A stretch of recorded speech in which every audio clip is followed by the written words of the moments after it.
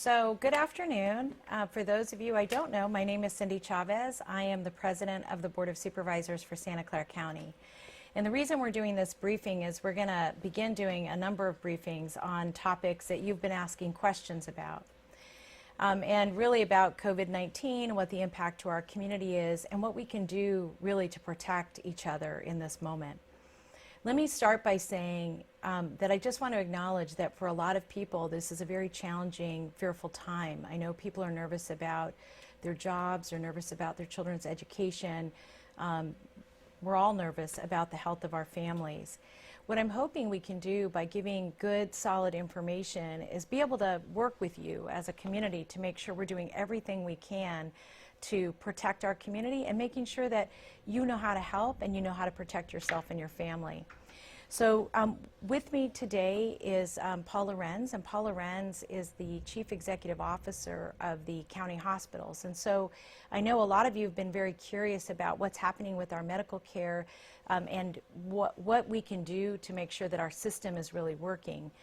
What I wanted to start out by just acknowledging is a couple of things that we know about our county. One is that to date we have 302 cases in our county.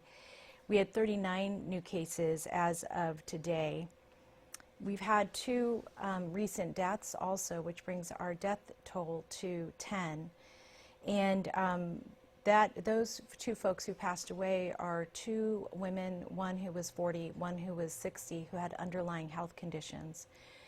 The reason I'm sharing all of this with you is I also want to say to the families who've lost loved ones and those who have family members that are sick that I'm just so sorry for your loss, and I know this is a challenging time, and as a community you have a lot of people who are supporting you and whose thoughts and prayers are with you. So if I could, I just wanted to go to Paul and let Paul talk a little bit about what the hospital system is doing to get ready for what we know will be more cases. And then we're going to talk a little bit about how we can make sure we don't have, that we have as few cases as possible. So Paul, do you want to talk to us a little bit about what the healthcare system is doing? Thank you, President Chavez. I would very much like to do so. I want to express my appreciation to you for allowing me to spend some time with you and our community. The first thing I would share with everyone is that Valley Medical Center, along with O'Connor and St. Louis Hospital, the entire county system, is working very closely with all of the other hospitals in Santa Clara County. And in particular, we are working very closely with the County Emergency Operations Center and the Public Health Department to make sure that the information that's changing rapidly, as we all know, is being communicated to our patients and the people we care for, but in particular to our staff that are on the front line. As in most situations at hospitals, we are most concerned about protecting our most valued resources, which are our employees, our staff at the hospital, so that we can care for the patients that we care so deeply about. So we have obviously implemented a lot of different measures. One of it, which I really want to thank the public for understanding, is limiting access to our facilities, and of course that includes visitors. But what we're also doing is screening all of our staff so that we can limit the exposure within the workplace and in the hospital setting. That has gone very well, and I think to the extent that we can continue with those measures as we continue with the challenge, it's going to make a big difference to our workforce. The other thing that I would share with you is that the community has been really helpful in following the direction of the public health officer, and that is so important.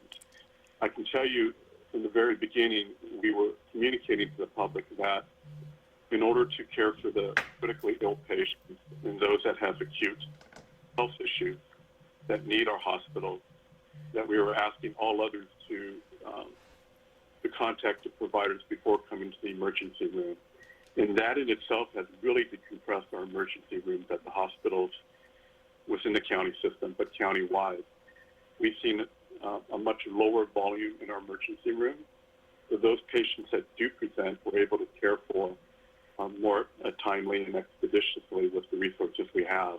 Can I stop you, Paul? Let me just stop you there because I think you raised such a good point, and I just want to emphasize that we're asking people to make sure they call their healthcare provider before coming to an urgent care or an emergency room. And if you don't have a healthcare provider, you can dial 211 to get connected to somebody, and that's actually very important. And the other thing I just want to highlight is to say a very big thank you to our community. I think we were not expecting to have the results so quickly of the emergency rooms not being crowded because people are actually taking those steps. And that's really critical. We want to make sure we have beds for people who are in the highest need. So thank you, Paul, for that. I didn't mean to interrupt, but I wanted to highlight that.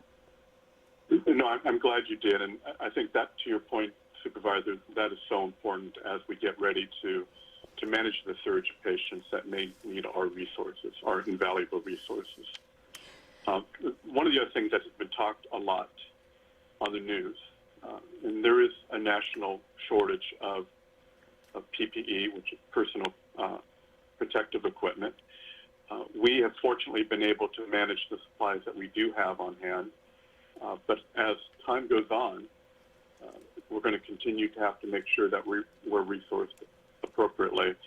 I know that the supervisor and others have been working with the community to accept donations. That's really important so that we have a reservoir of equipment and supplies should we need them. Mm-hmm. So I do want to thank the community for their support and the president and others for taking on that initiative. And you know, Paul, some people have asked me why we did that. And again, I'll just say this to the public. The reason that we took on getting more equipment was not because we had necessarily simply a shortage today, but we're really trying to make sure that we're prepared. The Silicon Valley Leadership Group, under the leadership of Carl Guardino and a number of incredibly generous folks, have really been able to get us not just money, but the money that we're getting from them we're using to expand our ventilators, because we want to make sure there are enough of those. But the other is we received a lot of donations of masks and some gowns. And I would just say for any of you who want to donate, you can go to the Valley Medical Center. It's vmcfoundation.org, and you can either make a cash donation or they will accept donations starting at 8 tomorrow at the location that is 2400 Clove Drive. So again, I want to say thank you because we've received thousands of masks and gowns and other protective equipment, and we'll keep asking for more. Thank you for that. Go ahead, Paul. Paul, could you talk a little bit about how we're going to be responding so that we can expand services and maybe just a little bit of good news that we got yesterday? Sure. So one of the things that I think a lot of people are curious about is the ability of the hospitals in this county to handle the surge of patients, in particular those that are critically ill. So just allow me to give you some just general round numbers in terms of where we're at. So in Santa Clara County, with all of the hospitals, we have approximately 2,500 plus beds in total. That includes about 390, 400 pediatric beds. Of those, we have staffed about 350 critical care beds. I think the most important thing to appreciate about those numbers is that although we have 350 ICU beds and approximately 75 to 80% of those beds are currently occupied, all of the hospitals, including your county health system, are looking internally to see how we can increase our capacity relative to critical care services.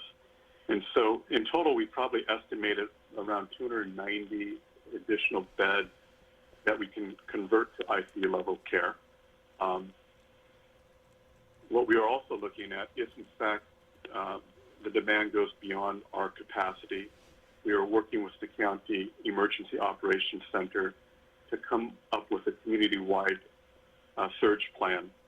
That plan would include looking at all 2,100 adult beds that we can equip and staff for critically ill patients. We would look to offload the hospital for less acute patients, lower acuity patients, to alternative facilities in the county. And one of the facilities that we received word on through the county EOC is a field medical unit, which we are one of several counties in the state of California to receive from the federal government, to allow for us to place individuals that have lower acuity, non-infectious conditions, so that we can decompress our healthcare systems and our healthcare facilities. So that's just one of the strategies that we have to decompress the hospital so that we're able to care for the most critically ill and severely ill patients. I think that what's exciting about that, Paul, I want to emphasize this, is that the partnership with the federal government is bringing in 238 additional beds for people who have non-infectious disease so that we can alleviate the pressure from our hospitals. I think that is really great news, and I know it's in the process of being stood up now, and so we'll make sure we get more information to you as we learn more about the timing of that. So thank you for that, Paul.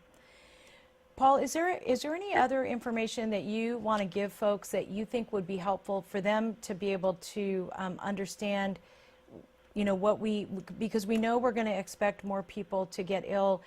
Anything that you want to make sure we know and that we're ready for as a community? And I think the most important thing that we can all do is really pay very close attention to what is coming out through our public health department and the measures that we're individually are asked to follow through on. The social distancing, which has been discussed time and time again, is so important. And I think people are beginning to understand that if, in fact, we're able to flatten the curve and slow the spread, then our healthcare system will be able to manage much more effectively.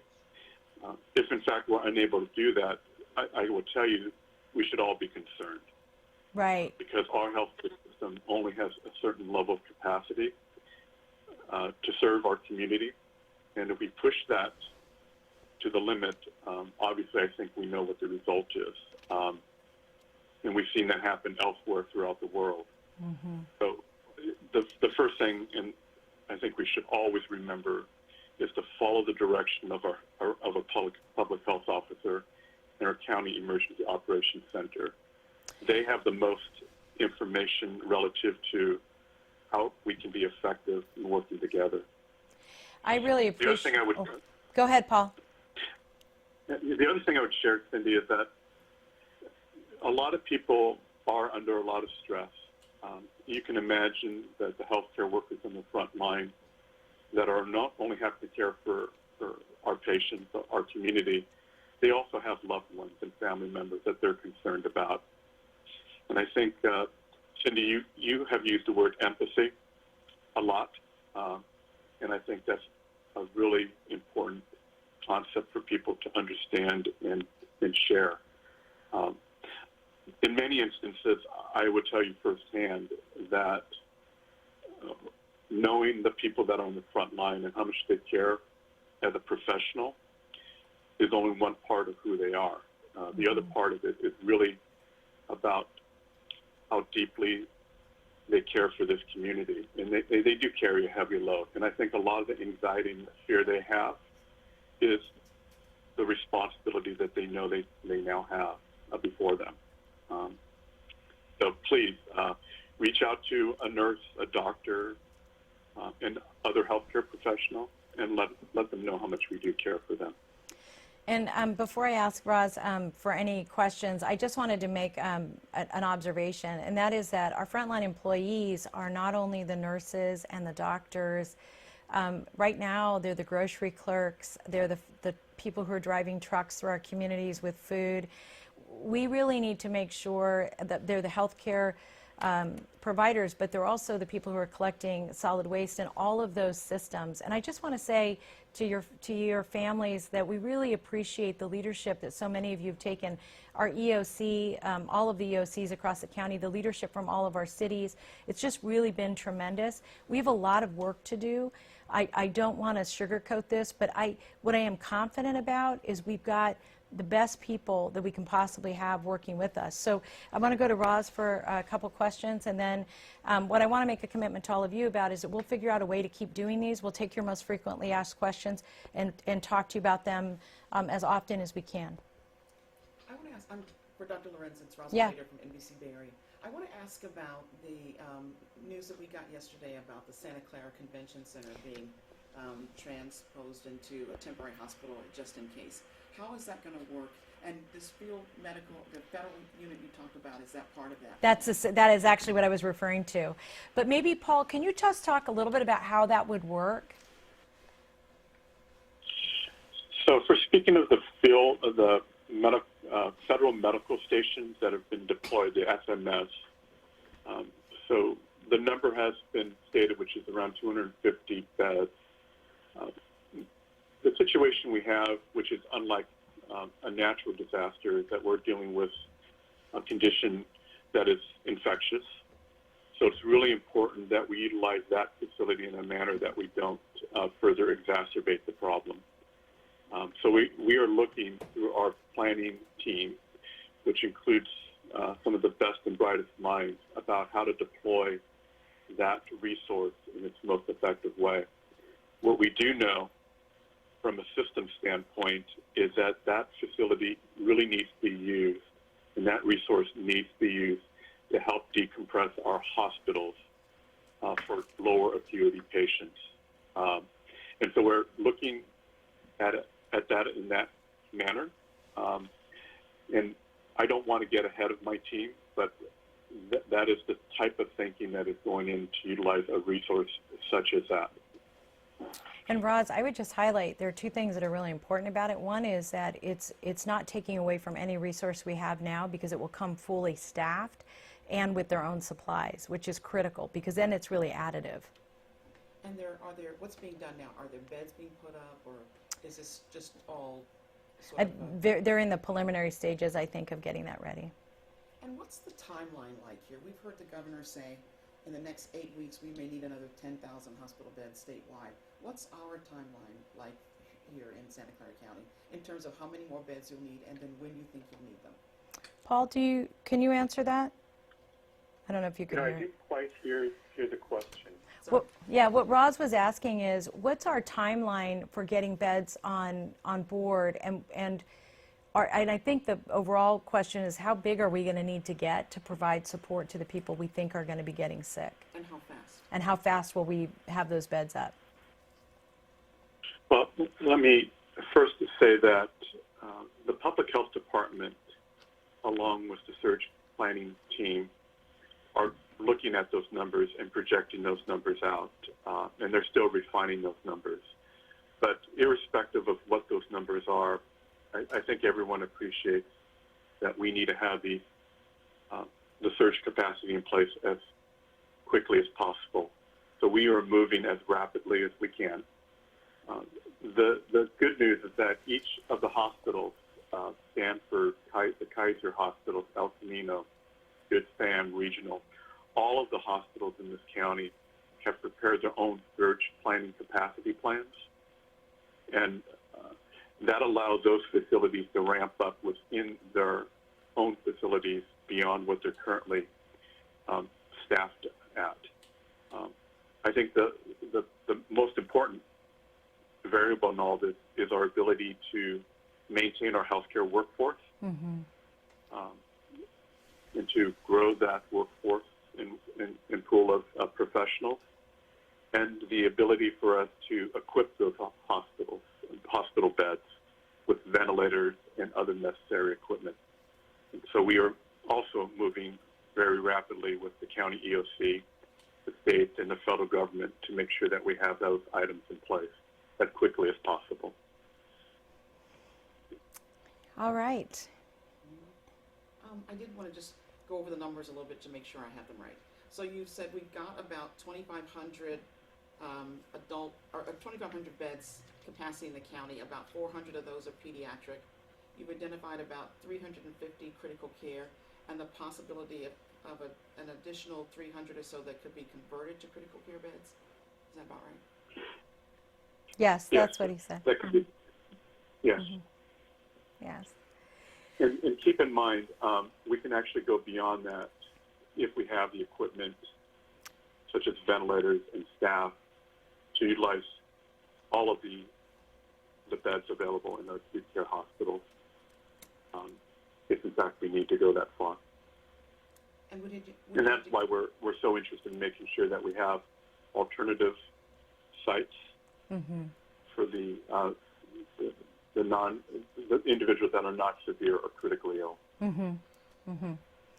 Roz, you have one more question? Just any other, if there is a possibility of getting more staff in and of those, what the possibility is of that, in case you need it. And then also, are there other sites that are being looked at besides the Santa Clara Convention Center that might be one of these temporary? So I can answer the second question. The answer to that is yes. We're looking at other sites if they should be necessary. But Paul, could you talk a little bit about staffing? Because the truth is we're hiring too, both, and I think we're not the only folks who are hiring, the County of Santa Clara, but other hospital and healthcare institutions too. But can you talk a little bit about the staffing and what we're doing to expand staffing? That was your question, Roz? Yeah. Thank you, Supervisor. What I could share with you is that at the county, we are accelerating hiring. We're also looking to bring back individuals that have been retired that would be willing to come back into the workforce. We also are working with a number of organizations to identify individuals that can support the clinical operation of the healthcare system. So we do have a labor pool that we're developing. And I can tell you that there are a number of other healthcare professions, such as dentists and others, that are also interested in helping in some way or capacity should we require their service. The Medical Reserve Corps, if you were to go beyond that to the county EOC, we would look to the state and federal jurisdictions for their support should we need that level of staffing. So we are looking at a number of different avenues to make sure that we're resourced should the demand necessitate. Let me just, if I could, I'm going to wrap up and just make a couple of options for people, and we'll stay and I can answer questions. But one is that if you're at home and you're nervous, and you need services, I want to just remind you the number to dial is 211. You may have to wait a bit, but please be patient. We're going to get to everybody. If you want to volunteer, and let me just say something about our senior citizens in this community. We have tremendous number of people who volunteer for all kinds of things, like Meals on Wheels. And one of the things we learned is right away when we gave the directive for, I think it might have been at the state level, for everybody over the age of 65 to be home, we all of a sudden saw our volunteer pools just deplete. If you are healthy and you want to volunteer, please go to siliconvalley.org and sign up, because we do need help delivering Meals on Wheels. We're going to have more people who need to get access to those meals. So if you want to help, go to siliconvalley.org. If you need help, dial 211. We're going to get to both of those in the near future. I mean, actually, we're using volunteers now. Because I do realize that there are a lot of people who want to figure out ways to help, and there are lots of ways. If you go online, I learned from Paul Lorenz that there are patterns to make masks, and let me say why we need masks that aren't just for the hospital. Everybody who's handing out food, like our food bank, those folks need masks as well, and gloves that aren't hospital grade, but other kinds of gloves. So please donate. You can donate at VMC. Foundation.org. You can drop off donations if you like. And I'm getting a note. I said it wrong, siliconvalleystrong.org. Did I just say siliconvalley.org? Yeah, I'm sorry. siliconvalleystrong.org. And just, you know, we want your help. And if I could just close with a big thank you to everybody who's volunteering, everybody who is doing what's hard, complying, everybody who's learning how to homeschool their kids. I know there are a lot of changes happening for people. We want to be partners with you. If you have any questions, you can go to the public health website. There's a lot of information on that. And if you want, you can get us questions. I know some of you are on Facebook Live or Twitter. You can get us questions. And when we convene again, we'll make sure we're answering those questions. Thank you. Thank you, Paul. Thank you very much, Supervisor. Just somebody, Channel 2 texted me what other sites besides the convention center? We don't know yet, and that's why I didn't want to respond to it, because I mean, I know they're looking, but they're looking all over the county. And this is the joint effort, federal, state. Yeah, this particular one was completely from the federal government, and it through the partnership with the state. I mean, like I would say that the state and federal government are working better on some supplies, and which is good. Did you want to go downstairs? Is Asmith down there? She was going to be. I don't know if she still is or not. She's But I'll on the go down board if right she now. needs. Do you want to interview Cindy outside or do it in here if you want to? I mean, whatever you need. Just do it right here so everybody can get it. Yeah. Okay. We couldn't have asked for it. Seriously, this is the dream team, and I'm not. Hi, just Dream saying Team. the Well, way- we've actually met before Yeah, at Roz- OJARC 30. Roz is a former ER nurse. First of all, nothing, Wow, then you know what we're this is talking what I love about. Yeah. these guys, 'cause nothing ruffles them. And then Mikey, strap him onto the top of a car going 200 miles an hour. Can I just say, Mikey, you don't do that with her. I've been in the car with her. Yeah. She will not drive with me. She thinks I Have you drive been in the car with her? I drive Okay, too well- slowly. Yes. Overly careful. There you go. So I think that let's maybe we'll just do it again. Yeah. So let's talk about how this Santa Clara Convention Center with this field medical unit is going to work, because that's what the big questions I think everybody has. Yeah, so the way that we're looking at, I'm so sorry, I attacked your, can you hear me okay? I didn't mean to. So the way that we are looking at this is it's going to be coordinated through the county's EOC. And what that means is that it's going to allow us to take patients that are not infectious or not trauma patients and move them off site so that they can be cared for fully, as that's a mini hospital, essentially is how it will function. And the beds are coming in, you said, with their own. They're beds, docks, and equipment, which is great. I mean, that's really going to alleviate, and that's what I meant about it being additive, because there are some things that people are offering to us that actually strain the resources we have. This is not that. This is a fully stood up, its own hospital, mini hospital. And he talked a lot about managing the surge, and we Yeah, don't know when but that yeah. might happen. But what are your concerns about, getting ready for it? The main thing we need is for people to do their very best to not get sick, to wash your hands and all of that. And as routine as it sounds, and given your history, you know this, we're all really trying to keep people from getting into the emergency room or urgent care so that right away we can divert them to the place they most need to go. So for example, one of the reasons we're asking people to call their medical doctors instead of going in with a fever is so that they can be triaged by phone and then sent to the right place. So we have less people having contact with each other that could infect each other.